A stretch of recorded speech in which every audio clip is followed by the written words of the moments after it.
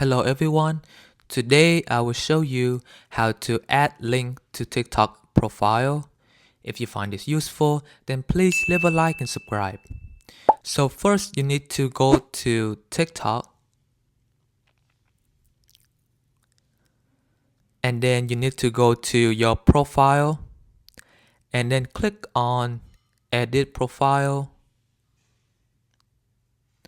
And then go to click on links.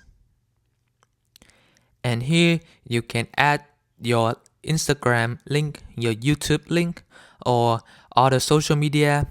So if you click on YouTube, you have to click on continue and then you have to allow it. Or if you click on Instagram, you need to log in to your Instagram account to be able to add the link to your TikTok profile. And that is how you can add links to TikTok profile.